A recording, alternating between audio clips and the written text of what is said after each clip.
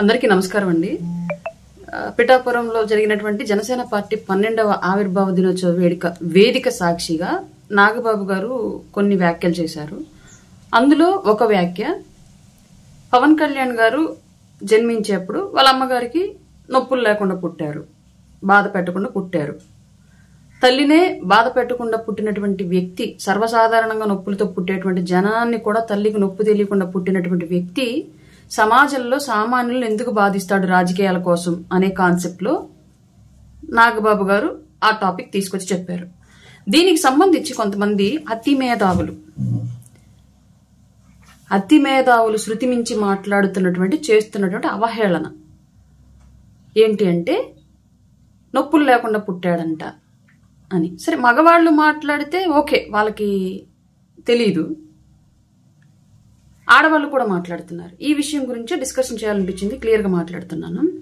జనరల్గా female body reproductive సిస్టంలో భాగంగా నొప్పులు వచ్చే దగ్గర నొప్పులు రావడానికి కారణాలు, ఒకటి గర్భసంచి యొక్క ఒత్తిడి పుష్ చేయడం, బయటికి వెళ్ళమని చెప్పేసి, ఆపోజిట్ లో పెల్విక్ బోను సరిగ్గా ఫ్లెక్సిబుల్ గా బెండ్ అవ్వకపోతే తద్వారా నొప్పులు అనేవి క్రియేట్ అవుతూ ఉంటాయి లోపల. అవి ఏం జరుగుతుందంటే, కాన్పులు ఎక్కువగా జరిగే కొద్దీ ఆ పెల్విక్ బోన్ అనేది వెరీ ఫ్లెక్సిబుల్ గా మారిపోవడం, కాన్పులు ఎక్కువయ్యే కొద్దీ ఫస్ట్ బిడ్డ కన్నా రెండో బిడ్డ కన్నా మూడో బిడ్డ కన్నా నాలుగో బిడ్డ కొంచెం వీక్ గా ఏర్పడటం కడుపులో. అప్పుడున్నటువంటి పౌష్టికాహారం సరిగ్గా లేకపోవడం, అప్పుడున్నటువంటి ఈ మెడికల్ సిస్టమ్ ఇంతగా డెవలప్ అవ్వకపోవడం, ఈ కారణాలన్నీ కూడా పూర్వం రోజుల్లో, ఈవెన్ మా అమ్మ పరిస్థితి కూడా అట్లాంటిదే. కాన్పులు ఎక్కువయ్యే కొద్ది, ఇప్పుడు కూడా ఫస్ట్ బేబీకి ఉన్న పెయిన్స్ రెండో బేబీకి ఉండవు, రెండో బేబీకి ఉన్నటువంటి పెయిన్స్ మూడో బేబీకి ఉండవు. అంతకు మించి ఎవరు కనట్లేదు కాబట్టి ఆ తర్వాత ఏంటనే తెలియకపోవచ్చు. బట్ పాత రోజుల్లో అందరూ కూడా ఎవరు 5గురికి 6గురికి తక్కువ ఎవరు కనలేదు, అందరూ 5-6గురికి మించే కన్నారు. కాబట్టి మొదటి బిడ్డకున్నటువంటి పెయిన్స్ రెండో బిడ్డకి ఉన్న పెయిన్స్ లాస్ట్ బిడ్డకి ఉండవు. అందులో భాగంగానే పవన్ కళ్యాణ్ గారి యొక్క పుట్టుకప్పటికి వాళ్ళ అమ్మగారికి అప్పటికే ఒకటో మిస్క్యారీ కూడా జరిగి ఉన్నాయి. వీళ్ళు పుట్టడం, ముందున్న వాళ్ళు పుట్టడంతో పాటు మధ్యలో ఒకటో మిస్క్యారీస్ కూడా జరుగున్నాయి, నాకున్నటువంటి ఇన్ఫర్మేషన్. ఇట్లాంటి సందర్భాల్లో ఆయన స్టేజ్కి వచ్చేటప్పటికి, పైగా పాత రోజుల్లో ఇప్పుడున్నటువంటి బెడ్ రెస్ట్లు, మెయిడ్లను పెట్టి చేయించుకోవడాలు ఇట్లాంటివి ఏమి ఉండేవి కాదు. కొనే నెలలతో కూడా పనిచేసుకోవాలి. మా పరిస్థితి కూడా, ఈవెన్ నేనైనా సరే దానికి ఏం అతీతురాలను కాదు. నాకు కూడా ఫస్ట్ బేబీకి ఉన్నటువంటి పెయిన్స్ థర్డ్ బేబీకి లేవు, ఆ స్థాయిలో లేవు ఎఫెక్టివ్ గా, అంత పెయిన్ఫుల్ గా. దీనికి కారణం బాడీ స్ట్రక్చరు, తిండి, బేబీ ఎదిగే విధానం, మనం చేసేటువంటి ఎక్సర్సైజ్. ఈ కారణాలతోటి చాలా మందికి తెలియదు. చాలా మందికి సగం బేబీ బయటకు వచ్చేంత వరకు కూడా తమకు డెలివరీ అవుతుందన్న విషయం గమనించుకోలేరు. రెగ్యులర్ గా పని చేసుకునే వాళ్ళు, అంత పెద్ద పొట్టేసుకొని పని చేసుకునేటప్పుడు చిన్న నొప్పులు తెలియవు. అట్లాంటి సందర్భంలో కొంతమందికి సగం బేబీ బయటకు వచ్చేంత వరకు వాళ్ళకి డెలివరీ అవుతుందన్న సిచ్యువేషన్ తెలియదు. నుళ్ళు నొప్పులు అంటారు, అవి తెలియకపోవచ్చులే. ఈ వైసీపీ పార్టీలో తల్లిని చెల్లిని తన్ని బయటికి గెంటేసేటువంటి పార్టీలో ఉన్నటువంటి గాడిదలకి ఆ నుళ్ళు నొప్పులు, వేడి నొప్పులు ఇట్లాంటి కాన్సెప్ట్లు ఏవి తెలిసే ఛాన్సే లేదు. తల్లి పడేటువంటి బాధ, ఆ నొప్పులు, ఈ కాన్సెప్ట్ అంతా తెలిస్తే ఆ పార్టీలు ఎందుకు చేస్తారు, వాళ్ళకి ఎందుకు కొమ్మగాస్తారు? అతను ఎలాగ తల్లిని చెల్లిని బయటికి గెంటేస్తాడు ఆస్తుల కోసం? అట్లాంటి తెలిసే ఛాన్స్ లేదు. నుళ్ళు నొప్పులు అంటే, మనం ఎక్కువ వేసవికాలంలో వాటర్ తక్కువ తాగితే పొట్ట కింద అబ్డామిన్ భాగం అంతా కూడా ఒక టైప్ ఆఫ్ పెయిన్ఫుల్ ఇరిటేషన్ ఉంటుంది. పెద్దగా నొప్పి అని చెప్పలేము, అలాగే నొప్పి కాదని సైలెంట్ గా కూడా ఉండలేము.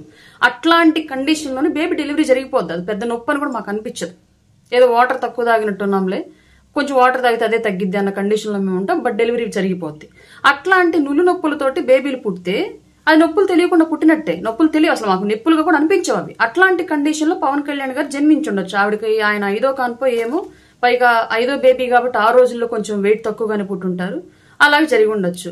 దాన్ని అంతలా అసలు కనీసం మీ ఇంట్లో ఆడవాళ్ళని అడిగినా చెప్తారు ఈ విషయం. మీరు టీవీల ముందో, లేదంటే యూట్యూబ్లోనో, లేదంటే ఫేస్బుక్ లోనో, సోషల్ మీడియాలోనో కామెంట్లు, వీడియోలు పెట్టే ముందు కనీసం మీ ఇంట్లో మీ తల్లినో, మీ భార్యని, అట్లీస్ట్ మీ భార్యనైనా సరే అడిగితే తెలుస్తుంది.